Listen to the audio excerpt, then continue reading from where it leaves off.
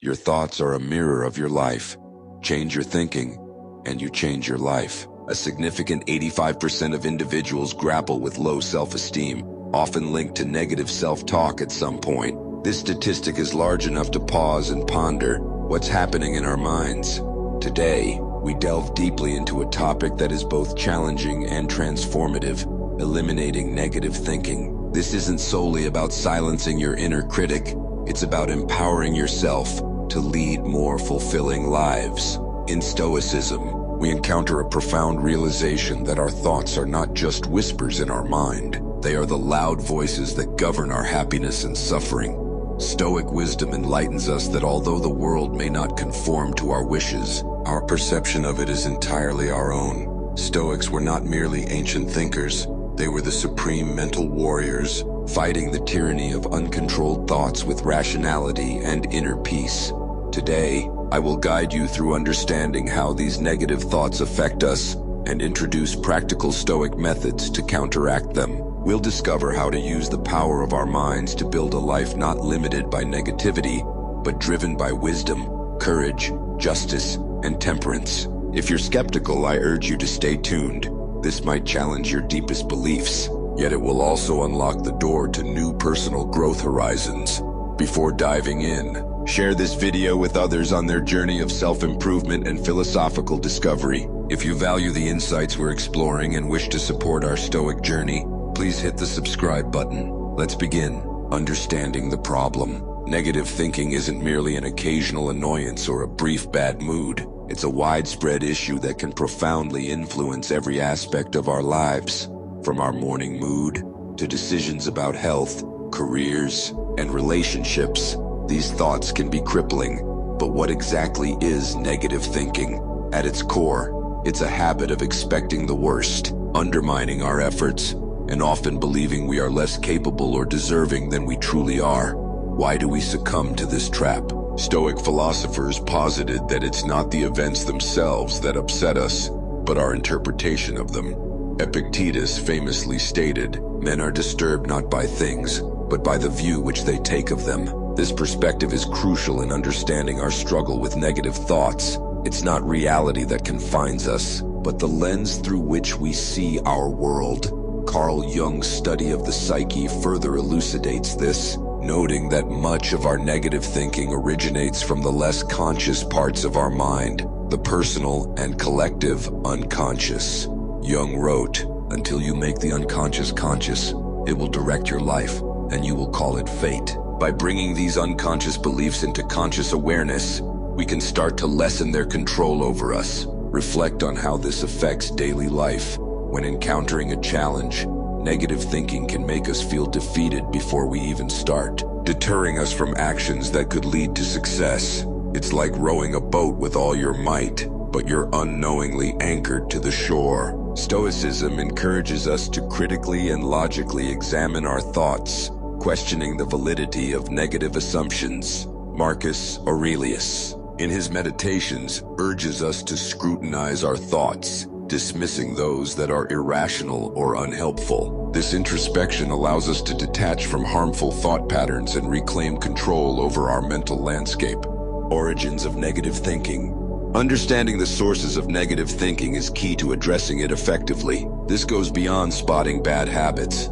It involves unearthing the deep-seated roots that distort our perceptions and shape our mental world. Negative thoughts can emerge from various origins: childhood experiences, societal expectations, past failures, or even offhand remarks by others. These can sow seeds of doubt, fear, and limitation, which might grow into persistent negativity from a young age. Many are exposed to environments that do not bolster positive self-esteem. Consider a child told they're not smart enough, or a school system that only rewards perfection.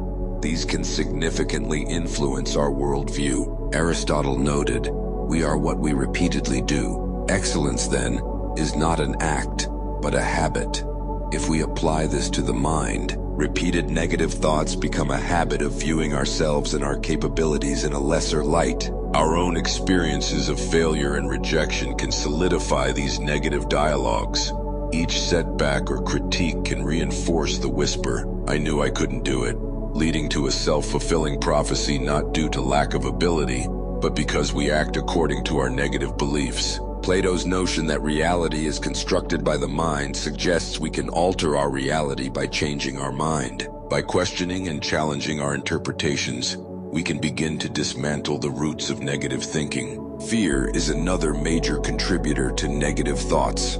It's a protective mechanism that can morph into excessive worry or anxiety, clouding rational judgment.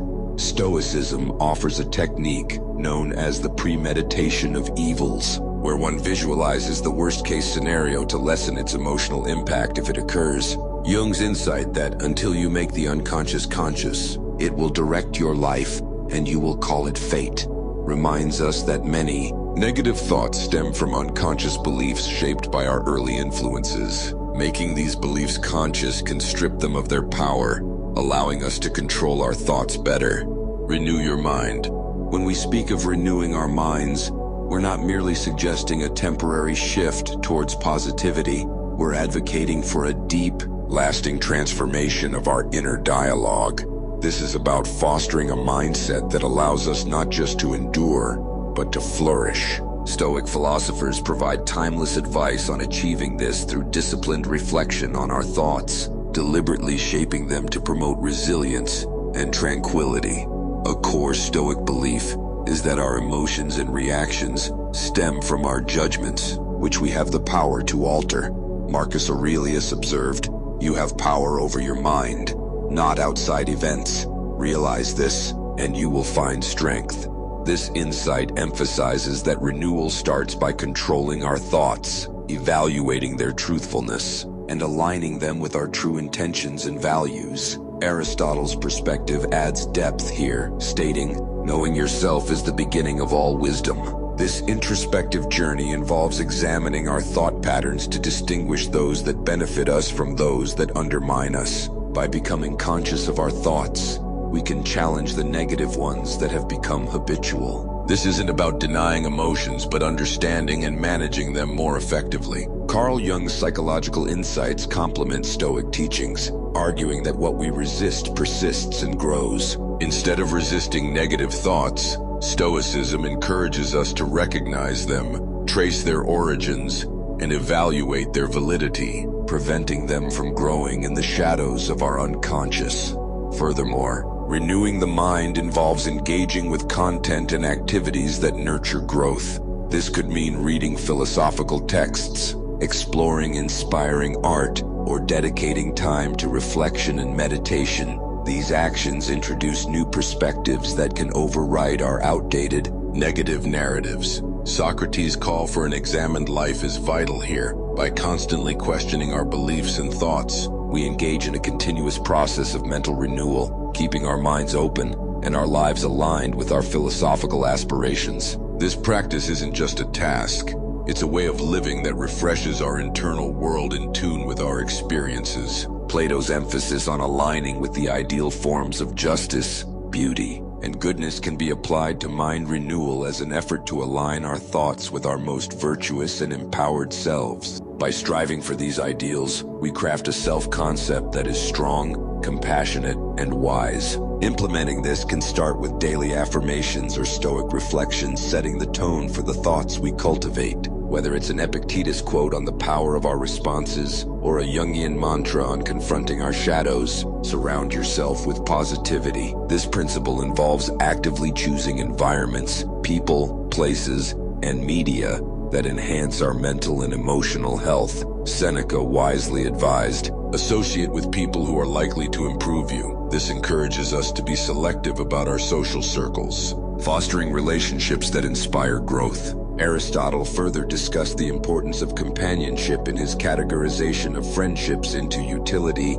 pleasure, and the good. The highest form, the friendship of the good, is based on mutual respect for each other's virtues, inherently positive as it drives both parties towards excellence. Plato's allegory of the cave illustrates how our environment shapes our perception of reality, suggesting that by broadening our surroundings to include positive influences, we can significantly alter our understanding and perspective. Jung's theory of the collective unconscious also underscores this, suggesting that by choosing environments filled with positivity, we can influence the archetypes that shape our personal stories, moving from narratives of fear to those of strength. Practically, surrounding oneself with positivity means engaging with content that aligns with our life goals, participating in communities where discussions are constructive, and being mindful of the media we consume. It also means creating a living and working space that reflects our values, perhaps through cleanliness, which Stoics see as mirroring a clear mind, or by surrounding ourselves with art and symbols of our philosophical commitments like courage, justice,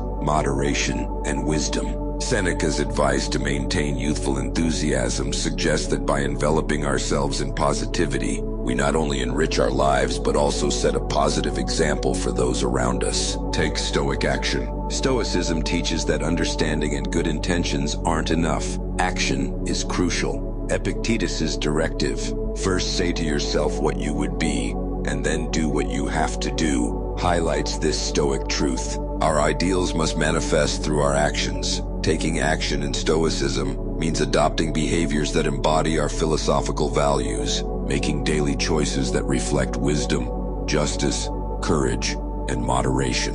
Through these actions, we confront and dismantle negative thoughts of incapacity or unworthiness, rewriting our story into one of empowerment. Aristotle's doctrine of the mean further emphasizes action, where virtues are cultivated through habitual practice, becoming part of our character. Plato's idea that knowing the good leads to doing the good suggests that by acting according to Stoic principles, we move closer to true virtue. Jung's individuation process also necessitates action, where personal growth occurs through real-world challenges that push us to evolve. Thus, Stoic action is not just about battling negative thoughts, it's about living out virtues, making choices that reflect self-improvement, whether it's speaking kindly in tough times, facing fears, or forgiving. It's about turning life's challenges into opportunities for practicing virtue, seeing each difficulty as a chance to grow. Practically, this involves setting goals that align with values,